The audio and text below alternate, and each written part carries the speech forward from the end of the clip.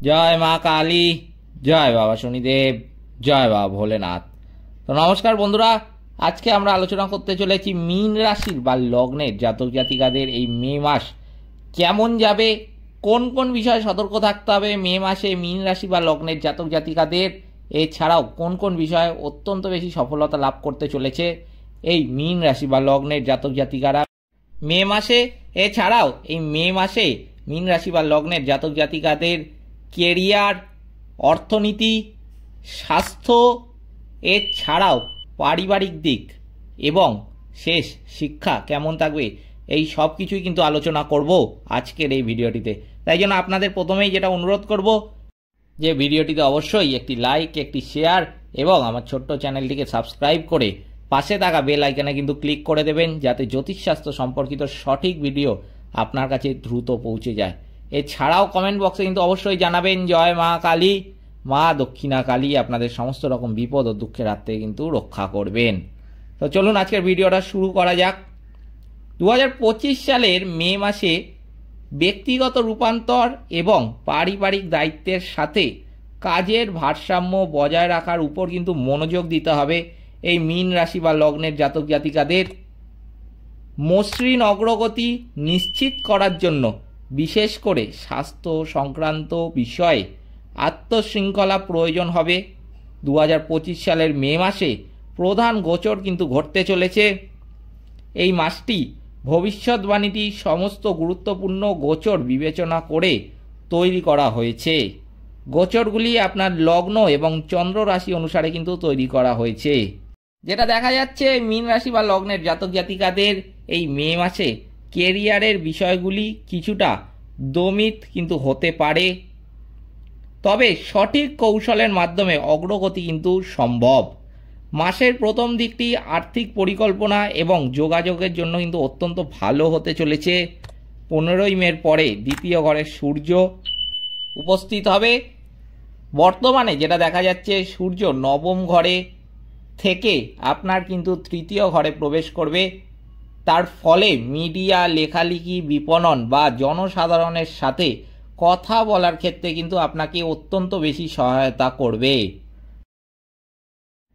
উদ্যোগ নেওয়ার এবং আপনার ধারণাগুলি জোরদার করার জন্য এটি কিন্তু অত্যন্ত ভালো সময় হতে চলেছে।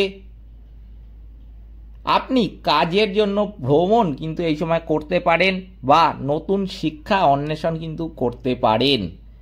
এটি আপনার কেরিয়ারকে কিন্তু অত্যন্ত বেশি উপকৃত করতে পারে। 7ই মে থেকে 23শে মে পর্যন্ত বুধের গোচর আপনার যোগাযোগের ধরনকে কিন্তু উন্নত করবে। আপনার এই সময়কালগুলি নিজেকে স্পষ্টভাবে প্রকাশ করার এবং নতুন ধারণা তৈরি করার জন্য ব্যবহার করা উচিত। পঞ্চম ঘরে মঙ্গল দুর্বল হয়ে সৃজনশীল সহযোগিতায় ঘর্ষণ তৈরি করতে পারে। 14ই মে থেকে চতুর্থ ঘরে বৃহস্পতির গোচর নিরাপত্তার তীব্র অনুভূতি কিন্তু নিয়ে আসবে এই মীন রাশি বা লগ্নের জাতক জাতিকাদের ক্ষেত্রে। এর ফলে রিয়েল এস্টেট সম্পর্কিত কেরিয়ারের উন্নতি কিন্তু হতে দেখা যাবে। আপনার ঘরে বসে কাজ করার সুযোগ কিন্তু আসতে দেখা যাবে। আপনার আবেগকে ভারসাম্যপূর্ণ রাখা কিন্তু এই সময় উচিত এবং কর্মক্ষেত্রে কূটনৈতিক সুর বজায় রাখা কিন্তু উচিত। যদি বলি অর্থনৈতিক ক্ষেত্রে কেমন থাকবে এই মাসটি, তাহলে কিন্তু আমি বলবো যে এই মাসে প্রথমার্ধে আর্থিক দিক দিয়ে সাবধানতা কিন্তু অবলম্বন করা উচিত এই মীন রাশি বা লগ্নের জাতক জাতিকাদের। সূর্য এবং বুধ আপনার দ্বিতীয় ঘরে কিন্তু অবস্থান করছেন। আয় পরিকল্পনা এবং আপনার সঞ্চয় মূল্যায়নের জন্য এটি কিন্তু অত্যন্ত ভালো সময় হতে চলেছে। আপনার ঝুঁকিপূর্ণ সিদ্ধান্ত এই সময় কিন্তু অবশ্যই এড়িয়ে চলা উচিত।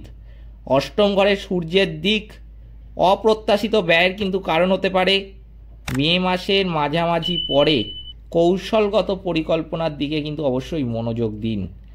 আপনার যোগাযোগ ভিত্তিক আয়ের উৎসও কিন্তু থাকতে পারে। চতুর্থ ঘরে বৃহস্পতির গোচর দীর্ঘমেয়াদী বিনিয়োগকে কিন্তু সমর্থন করতে পারে। আপনি সম্পত্তি বা বাড়ির উন্নতিতে ব্যয় কিন্তু করবেন। প্রথম ঘরে শনি এবং রাহু আত্মশৃঙ্খলা এবং সতর্কতা অবলম্বন করতে কিন্তু আপনাকে উৎসাহিত করতে পারে। আবেগপ্রবণ সিদ্ধান্ত ক্ষতির কারণ কিন্তু এই সময় হতে পারে, তাই জন্য অবশ্যই কিন্তু এই সময় আপনাকে এই বিষয়ে সতর্ক থাকতে হবে। 18ই মে কেতু ষষ্ঠ ঘরে প্রবেশ করছে, এর ফলে অপ্রত্যাশিত আর্থিক বাধ্যবাধকতা কিন্তু দেখা দিতে পারে। বাজেট এবং ভবিষ্যতের পরিকল্পনা এই মাসের কিন্তু মূল বিষয়। এরপর আমি বলবো স্বাস্থ্য কেমন থাকবে মীন রাশি বা লগ্নের জাতক জাতিকাদের এই মে মাসে। যেটা দেখা যাচ্ছে এই মাসের স্বাস্থ্য একটি গুরুত্বপূর্ণ বিষয় হিসাবে কিন্তু রয়ে গেছে, বিশেষ করে যখন শনি এবং রাহু আপনার প্রথম ঘরে গোচর করেন। আপনি ক্লান্তি, বিভ্রান্তি অথবা ত্বক, হজম বা রোগ প্রতিরোধ করার ক্ষমতা সম্পর্কিত সমস্যা কিন্তু অনুভব করতে পারেন। পঞ্চম ঘরে মঙ্গল কিন্তু দুর্বল অবস্থায় রয়েছে, যা মানসিক চাপ সম্পর্কিত স্বাস্থ্য উদ্বেগ এবং মানসিক অস্থিরতার কারণ কিন্তু হতে পারে আপনার জন্য।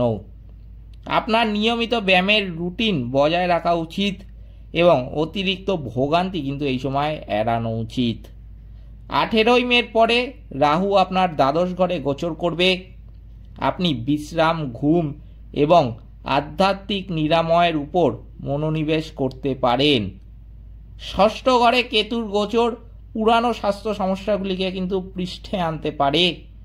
এটি আপনাকে ধারাবাহিক শৃঙ্খলার মাধ্যমে সেগুলি কাটিয়ে ওঠার কিন্তু একটা শক্তি দেবে।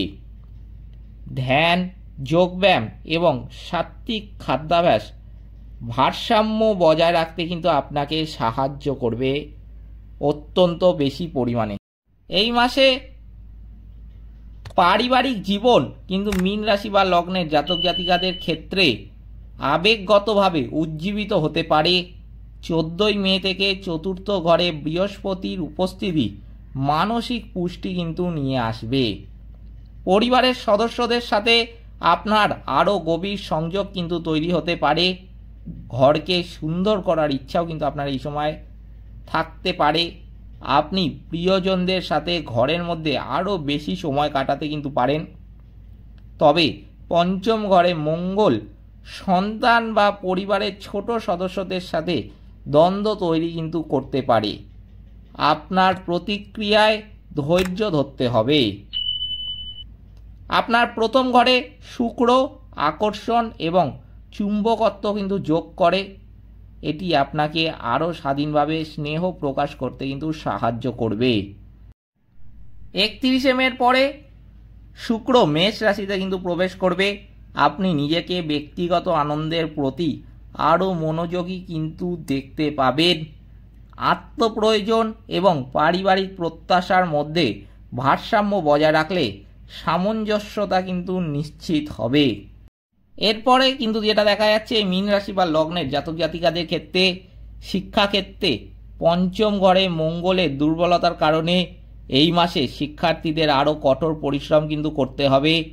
মনোযোগ কম থাকতে পারে এবং বিক্ষেপ বৃদ্ধি পেতে পারে। প্রথম ঘরে শনি শৃঙ্খলা বজায় রাখার জন্য উৎসাহিত করে। বুধের গোচর ভালো যোগাযোগ দক্ষতাকে সমর্থন করবে।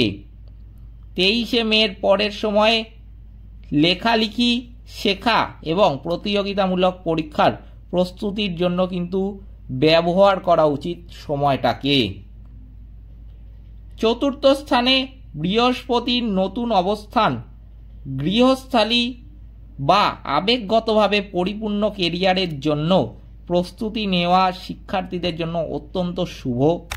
সাহিত্য, মনোবিজ্ঞান বা দর্শনের ক্ষেত্রে যারা আছেন তারা মাসের মাঝামাঝির পরে আরও স্পষ্টতা কিন্তু পেতে পারেন। আপনার দীর্ঘসূত্রিতা এড়ানো উচিত এবং আপনার প্রচেষ্টায় ধারাবাহিক থাকা কিন্তু উচিত। অতএব যদি এবার সারসংক্ষেপে বলি মীন রাশি বা লগ্নের জাতক জাতিকাদের এই মে মাস কেমন যাবে, যেটা দেখা যাচ্ছে যে মীন রাশি বা লগ্নের জাতক জাতিকাদের 2025 সালের মে মাস অত্যন্ত রূপান্তর, বৃদ্ধি এবং আত্মদর্শনের মিশ্র প্রবাহ কিন্তু নিয়ে আসবে। আপনার মনোযোগ আর্থিক বিষয় থেকে যোগাযোগ এবং আত্মপ্রকাশের দিকে কিন্তু চলে যাবে। চতুর্থ ঘরে বৃহস্পতির গোচর মানসিক নিরাপত্তা এবং পারিবারিক সুস্থতা কিন্তু বৃদ্ধি করবে। আপনার প্রথম ঘরে শনি, রাহু এবং শুক্রের উপস্থিতি আপনাকে গম্ভীরতার সাথে আকর্ষণের ভারসাম্য বজায় রাখতে এবং আপনার ব্যক্তিত্বকে ভিত্তি করে রাখতে সাহায্য করবে। মাসের মাঝামাঝি সময়ে চন্দ্র নোটগুলি স্থানান্তরিত হওয়ার সাথে সাথে স্বাস্থ্য এবং সম্পর্কের পরিবর্তন কিন্তু আশা করতেই পারেন। সচেতনতা এবং অভিযোজন যোগ্যতার সাথে মাসটি এগিয়ে নিয়ে চলুন। অতএব মীন রাশি বা লগ্নের জাতক জাতিকাদের অবশ্যই কিন্তু কিছু বিষয় সতর্ক থাকতে হবে এই মে মাসে। বাকি কিন্তু ভালোই থাকবে মীন রাশি বা লগ্নের জাতক জাতিকাদের। কিন্তু যেগুলো সতর্ক থাকতে বললাম অবশ্যই কিন্তু সতর্ক থাকবেন, তাহলেই কিন্তু আপনি নিজের সফলতা দ্রুত লক্ষ্য করতে পারবেন। এই ছিল আজকের ভিডিওটিতে অবশ্যই একটি লাইক, একটি শেয়ার এবং আমার ছোট্ট চ্যানেলটিকে সাবস্ক্রাইব করে পাশে থাকা বেল আইকনে কিন্তু ক্লিক করতে ভুলবেন না, যাতে জ্যোতিষশাস্ত্র সম্পর্কিত সঠিক ভিডিও আপনার কাছে দ্রুত পৌঁছে যায়। এবং কমেন্ট বক্সে কিন্তু অবশ্যই জানাবেন জয় মা কালী, মা দক্ষিণা কালী আপনাদের সমস্ত রকম বিপদ ও দুঃখের হাত থেকে কিন্তু রক্ষা করবেন। সকলে ভালো থাকবেন, সুস্থ থাকবেন। নমস্কার।